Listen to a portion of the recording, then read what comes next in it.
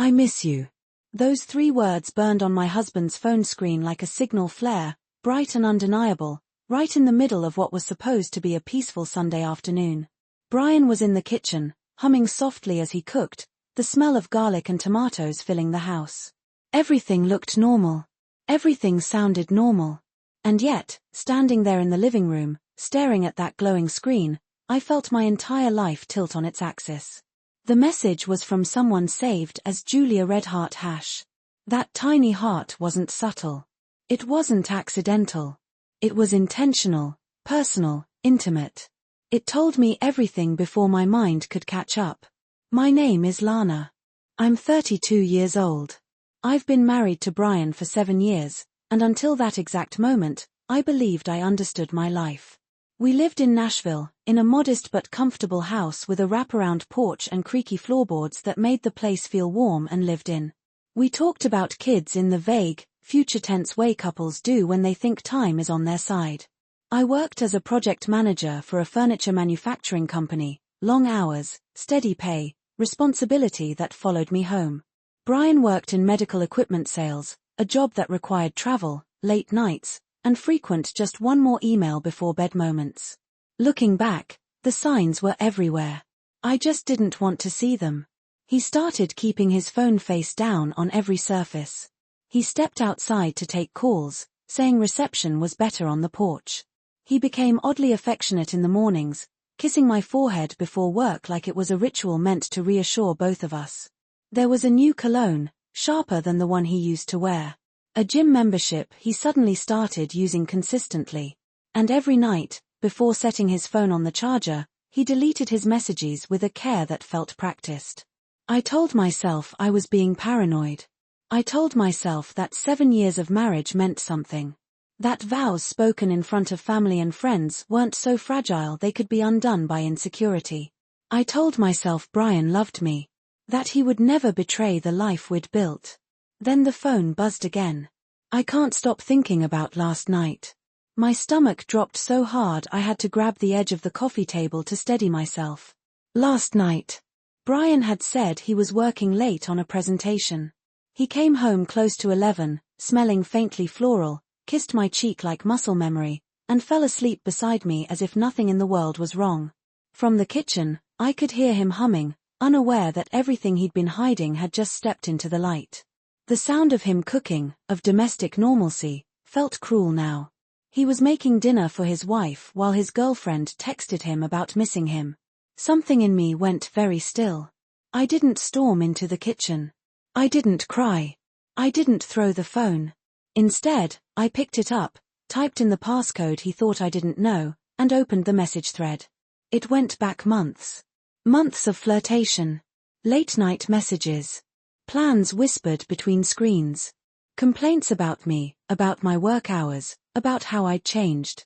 Pet names he'd never used with me. Promises about a future that didn't include his wife. One message hit harder than all the others. She doesn't even try anymore. I had gained weight since our wedding. 15 pounds. I had also worked 60-hour weeks to help pay off his student loans. I had postponed going back to school so we could afford the house. I had carried the weight of responsibility while he carried on a secret life. Julia was 25. Her profile picture showed dark hair, bright eyes, confidence untouched by consequences. She worked in his office. According to the messages, they'd been sleeping together for 3 months. I heard his footsteps coming from the kitchen. I locked the phone and placed it back exactly where it had been. Brian appeared in the doorway, wiping his hands on a towel, smiling like a man who believed. Everything was under control.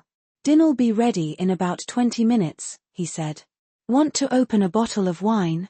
I looked at him and wondered how long he'd been practicing that smile. Sure, I said. That sounds perfect. When he turned away, I picked up his phone again, not to hurt myself further, but because something inside me had decided I was done guessing. I wasn't going to lie awake wondering anymore. I wanted the truth where it couldn't hide. I typed slowly. Come by tonight. My wife's out visiting her sister. I'll leave the door unlocked. I stared at the message, then sent it. The reply came almost instantly. Excited emojis. See you at 7. It was 4:30. I walked into the kitchen and leaned against the doorway. Brian stirred the sauce like nothing in his world was about to burn. Actually, I said, I just remembered I need to drop something off at Melissa's tonight. Mind if I head over after dinner? His face brightened just a fraction. Of course. Take your time. Dinner felt unreal. We talked about nothing important. He smiled, poured wine, touched my hand. Every gesture felt rehearsed. Every minute ticked closer to the end of my marriage. At 6:15, I stood. I should head out. He kissed my forehead. Drive safe. I drove around the corner, parked under an oak tree, and waited. At 7 o'clock, the doorbell rang. And everything I thought I knew ended right there. I stayed still in the hallway, heart pounding so hard I could hear it in my ears, as the doorbell echoed through the house. Brian smoothed his shirt, took a breath, and walked to the front door with the kind of eagerness he hadn't shown me in months. I watched him from the shadows, the distance between us feeling wider than it ever had in our marriage. When he opened the door, she was standing there exactly on time. Julia. She looked different in person than she did in her profile photo, more deliberate somehow. Her red skirt clung to her hips, cut just high enough to demand attention. Her black blouse was unbuttoned low, casual in a way that was meant to look effortless but clearly wasn't. Her hair fell in loose waves around her shoulders, and her lips were painted the same deep red as her skirt. She had dressed for a fantasy, for secrecy, for desire. I've been thinking about you all day, she said softly, stepping closer. Brian didn't hesitate. He reached for her hand and pulled her inside, glancing back toward the driveway to make sure my car wasn't there. Get in here before someone sees you, he whispered. They stood in my living room. My living room. Right in front of the couch where we'd watched movies together, beneath the framed wedding photo hanging on the wall. Julia wrapped her arms around his neck, smiling up at him like she belonged there. That was when I stepped forward. Actually, I said, my voice cutting through the moment clean and sharp, someone already has. The effect was immediate and unforgettable. Brian froze. The color drained from his face so quickly it was almost alarming. His mouth opened, then closed, then opened again, but no sound came out. For a split second, he looked like a man who had been caught mid-dream and dropped into a nightmare. Julia recoiled, heels scraping against the hardwood as she stumbled back. Her eyes flew between Brian and me, wide and panicked, like an animal searching for an exit. Lana, Brian finally managed, his voice cracking. What are you doing here? You were supposed to be at your sister's. I folded my arms slowly, leaning against the doorway. I felt strangely calm, like everything inside me had settled into place. Plans changed, I said. I thought I'd come home and surprise my husband. Imagine my surprise when I found out he already had company. Julia shook her head quickly. This isn't what it looks like, she said, words tumbling out too fast. I just came by to drop off some work files. Brian said you were out of town and no, I said quietly. I stepped forward and picked up Brian's phone from the coffee table. I held it up so they could both see it. I read everything. All the messages. All the plans. So please don't insult me by pretending this is innocent. The room went silent. The candles Brian had lit flickered, throwing warped shadows across the walls. Julia pressed herself back against the wall, arms wrapping around her middle like she was trying to hold herself together. Brian moved toward me, hands raised like I was about to strike him. Lana, please. Let me explain. It's not what you think. We're just friends. We work together. Sometimes we text, that's all. I laughed, and it sounded hollow even to me. Friends who miss each other. Friends who can't stop thinking about last night. I scrolled and read aloud, my voice steady despite the tremor in my hands. I love the way your hands feel on my skin. I can't wait until we don't have to hide anymore. When are you going to tell her? Brian flinched with each sentence. Julia's face crumpled, terror replacing whatever confidence she'd walked in with. That's out of context, Brian said desperately. We were joking. Flirting. Nothing actually happened. I never touched her. I never, 3 months, I said. He stopped cold. According to your messages, I continued, you've been sleeping together for 3 months. You told her you loved her on October 15th. You promised you'd leave me by Christmas. And you complained that I was boring, too focused on my career, and had let myself go. I looked from him to her. Did I miss anything, or would you like to keep lying? Brian's shoulders slumped, defeat finally breaking through. Okay, he whispered. Okay. Yes. We've been seeing each other. But it didn't start because I don't love you. Things between us have been hard. She was there. I made a mistake. A mistake that lasted 3 months, I said flatly. I know, he said, voice shaking. I know it's bad, but we can fix this. We can go to counseling. I'll end it with Julia tonight. I swear. I'll spend the rest of my life making this up to you. Please, Lana. Don't throw away 7 years because of one stupid mistake. I studied him, searching for the man I married, the one who promised to love me through everything. All I saw was someone willing to say anything to avoid consequences. It wasn't one mistake, I said quietly. It was hundreds of choices. Every lie. Every deleted message. Every time you touched her and then came home and touched me. Those weren't accidents. They were decisions. I turned to Julia. She looked small now, mascara streaking, arms wrapped tight around herself. You can have him, I said.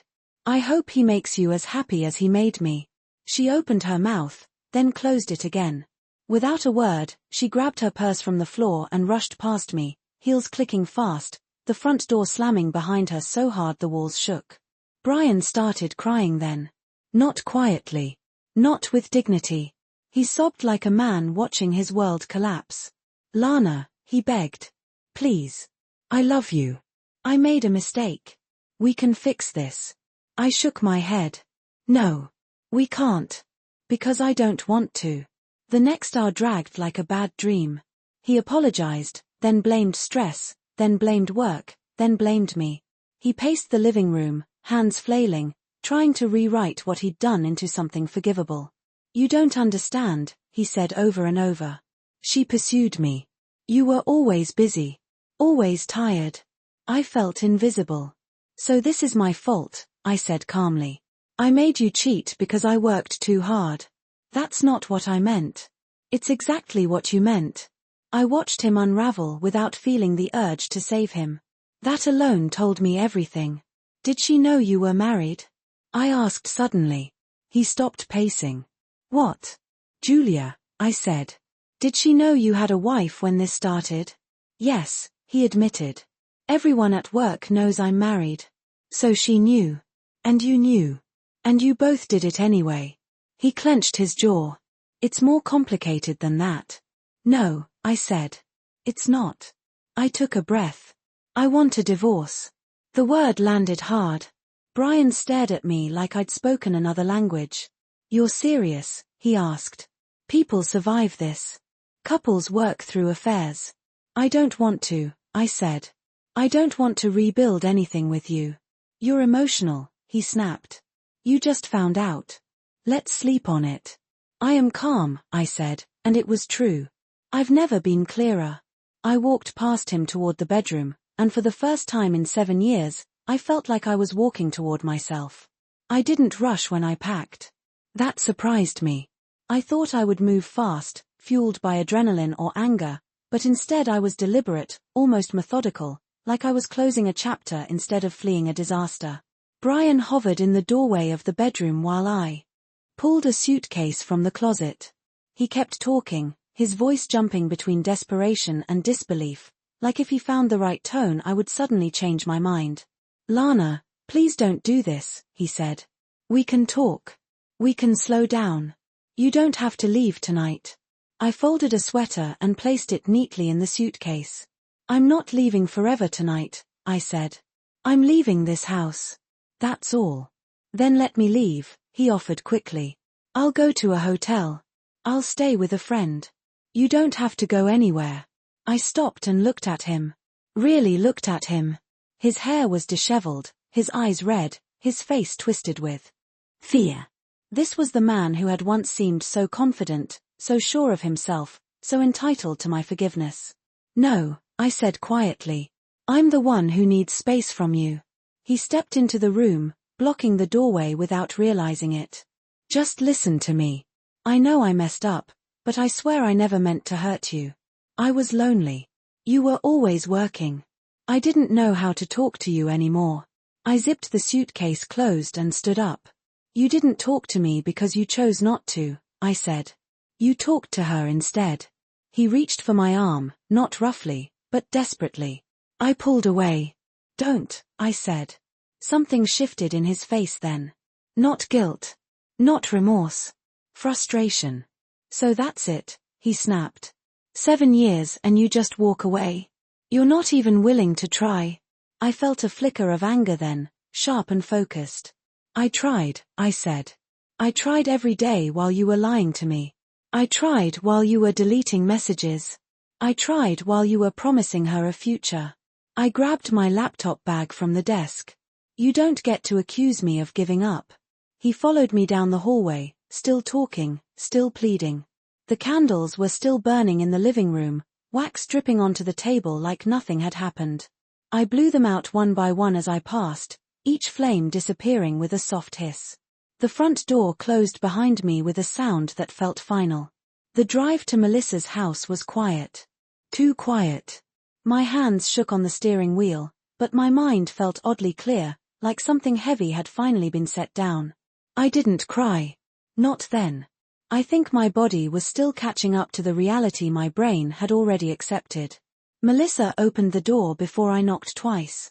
One look at my face and she stepped aside, pulling me into a hug that broke something open inside me. Come in, she said softly. You're safe here. She took my suitcase without asking questions and led me inside. The familiar smell of coffee and clean laundry wrapped around me like a blanket. I sank into a chair at the kitchen table, suddenly exhausted in a way that went deeper than sleep. What happened? She asked gently. Brian's been having an affair, I said. Her name is Julia. It's been going on for months. Melissa's jaw tightened, but she didn't interrupt. I told her everything. The text message. The heart emoji. The trap. Julia standing in my living room. Brian unraveling. My decision to leave. When I finished, she shook her head slowly. I'm proud of you. I frowned. For what? For not staying, she said. For not letting him twist it into your fault. That night, my phone buzzed non-stop on the nightstand. Calls. Messages. Voicemails. I didn't open any of them. I knew the pattern already.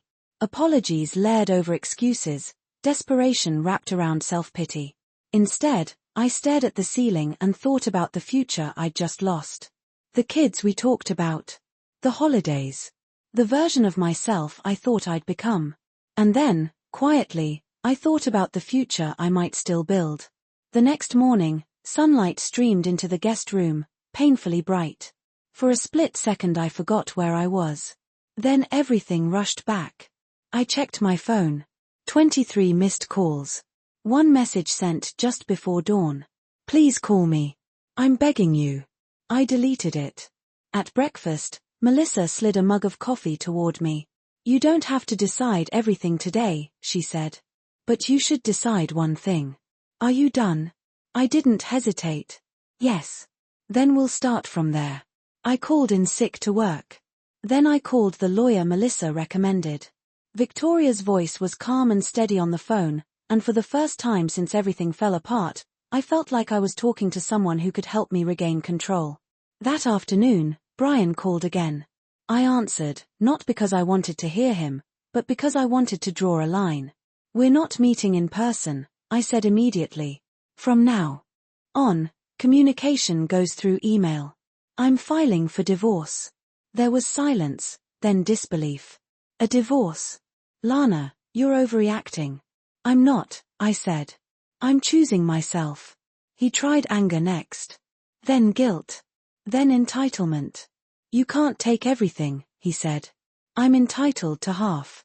I laughed softly. We'll let the lawyers sort that out. When he mentioned supporting me emotionally, something inside me snapped. You were sleeping with her when my mother died, I said. The silence on the other end was absolute. I hung up shaking, but proud. That was the moment I knew I wasn't going back. The days that followed blurred together in a strange mix of paperwork, exhaustion, and a kind of emotional clarity I had never experienced before. I moved through each task like someone following a checklist, not because I wasn't hurting, but because stopping meant I would feel everything all at once, and I wasn't ready for that yet. Victoria's office smelled faintly of lemon cleaner and old books. She listened without interrupting as I told her the story from start to finish, from the text message to Julia standing in my living room in that red skirt. She didn't gasp or judge or offer sympathy that felt performative. She simply nodded and took notes. When trust breaks this completely, reconciliation usually fails, she said calmly. You're making the right call by acting while you're clear-headed. That word again. Clear-headed. It startled me how many people had used it since I left Brian. As if they expected me to be hysterical or broken. I was broken, yes, but not in the way they imagined. I wasn't screaming or begging or clinging. I was detaching. We talked numbers. The house. The accounts. The debt. I had always known, abstractly, that I carried most of the financial weight in our marriage, but seeing it laid out in black and white made something inside me go cold. He benefited from your stability, Victoria said. And he compromised it. Brian didn't take the first settlement offer well. His emails shifted from pleading to combative within days. He accused me of being vindictive. Of punishing him. Of using the affair as leverage. I read every message once, then forwarded it to Victoria without responding. At night, I lay in Melissa's guest bed and felt the grief creep in through the cracks. Not for Brian. Not really. For the version of my life that no longer existed. For the woman I had been before suspicion and betrayal hollowed her out. I dreamed of the house. Of walking through rooms that kept rearranging themselves. Of opening doors that led nowhere. One afternoon, about 2 weeks after I left, Melissa sat beside me on the couch and said, "You know you can go back to the house if you want. He's been staying with a friend." I shook my head. Not yet. I wasn't ready to walk back into that space and breathe in the memory of lies. Not yet. Brian called less often as the weeks passed. When he did, it was angrier. More defensive. He told mutual friends that I was cold, unreasonable, that I'd changed.